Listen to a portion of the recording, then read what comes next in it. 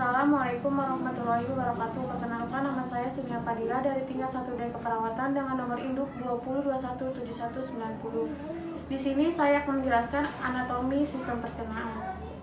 Yang pertama, mulut ada hard palate, tonsil, vestibul, opmon, soft palate, upola, tongu, gingiva. Hard palate fungsinya disebut juga langit-langit mulut, membantu proses pencernaan makanan.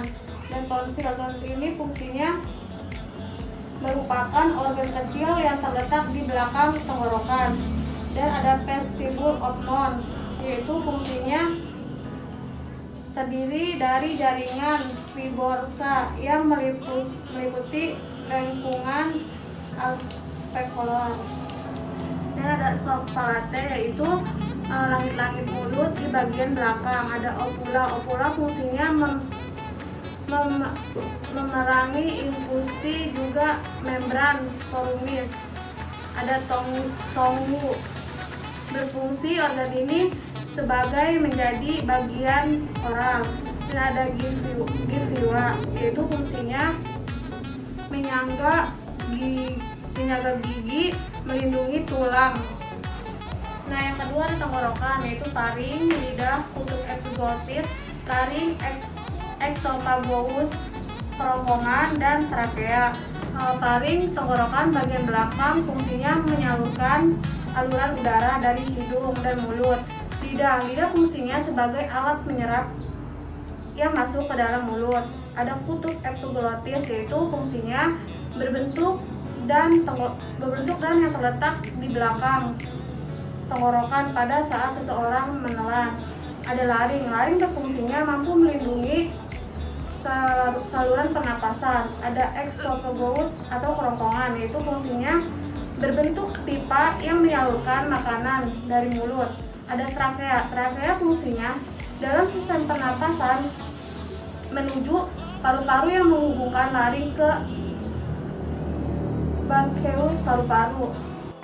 Nah, yang ketiga ada kerongkongan. Tongu, genifologis, muscola, mandible, hyphoid, bone, triphoid, cartilage, trakea, inferior turbinate, dan adenoid, soft plate, tonsil, lingual tonsil, epiglottis, vocal florus, dan esophagus. Nah, tongku lidah berfungsi untuk lidah yang utama sebagai membedakan makanan. Geniologus musculae atau otot berfungsi untuk berbentuk tipis dan berfungsi untuk menarik lidah dari rongga mulut. Dan ada mandible atau rahang bawah, yang itu berfungsi sebagai alat penghubungnya penelanan,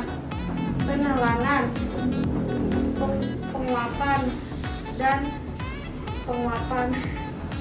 Hyphoid bone itu berfungsi untuk membentuk gerakan lidah dan ke dalam makanan.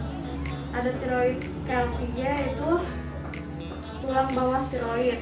Trakea berfungsi untuk dalam sistem pernapasan untuk fungsinya itu mengeluarkan udara. Dan ada interior turbinate, yaitu berfungsi untuk inferior, mengatur temperatur dan kelengkapan udara yang masuk saat bernapas. Adenoid, yaitu fungsinya merupakan bagian dari sistem getah bening. Ada soft plate, yaitu fungsinya untuk memperisi juga membatasi rongga saat berbicara. Ada tonsil berperan sebagai pencernaan masuknya bakteri virus. Ada lingual tonsil, fungsinya sebagai pelindung yang letaknya di bagian dasar. Ada epiglottis, yaitu fungsinya merupakan kutub berbentuk daun. Ada vocal cord, yaitu fungsinya untuk melindungi saluran pencernaan. Ada esophagus, fungsinya merupakan Organ pencernaan berbentuk menyerupai tabung. Ada lambung, yaitu lower esophageal sphincter, ada lesser convertore, ada duodenum, duodenal blood, esophagus, cardia, pondus, body of stomach, longitudinal layer, ada crural layer, oblique layer, ada greater curvature. Lower external sphincter yaitu fungsinya adalah bagian bawah. Duodenum yaitu usus 12 jari. Ada duodenal bulb yaitu bola lampu duodenum. Lesser curvature yaitu kelengkengan yang lebih rendah. Ada esophagus yaitu kerongkongan yang panjangnya sekitar 25 cm. Ada cardia yaitu berfungsi mencegah bisi pembuangan masuknya ke kerongkongan. Ada pondus yaitu bagian lambung yang biasanya berisi udara yang masuk. Ada body of stomach berfungsi adalah memiliki fungsi paling penting.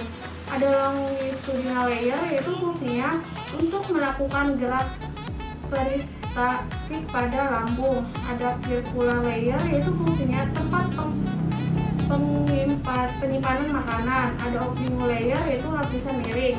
Ada greater curvature yaitu kelengkungan yang lebih besar. Yang kelima ada usus halus. Ada ascending colon dan rectum, descending colon, transverse colon yaitu ascending colon yaitu penyerapan air maupun nutrisi yang sebelumnya terlewatkan oleh usus halus. Ada rectum yaitu berfungsi membentuk pencernaan bahan makanan. Ada transverse colon yaitu membawa sisa makanan ke sisi kiri. Ada descending colon yaitu yang bertugas pengaliran makanan ke bawah atau pembuangan.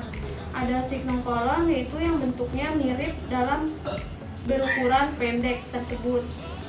Pertama ada usus besar yaitu hepatic fluker, kolom ascendant, usus buntu, kolom terstum, splenic pleural, kolom descendant, dan ada kolom sigmoid dan rectum. Yaitu hepatic fluker untuk menggambarkan lengkungan pada kolom saat kolom ascendant tersebut sebagai transversom. Ada kolom ascendant yaitu di bagian usus besar dimulai dengan kolom ascendant. Ada usus buntu. Usus buntu itu fungsinya meletakkan pada sekum dan merupakan sebagian dari usus besar. Ada kolom transversum berfungsi terletak di bagian kanan perut. Ada splenic pleural terjadi ketika gas terpapar angkat di usus besar. Ada kolom descendant yaitu sebagai kolom transversum bagian bawah. Ada kolom sigmoid yaitu merupakan kolom terakhir yang ada di bagian usus besar. Ada rectum yaitu fungsinya sebagai penyiapan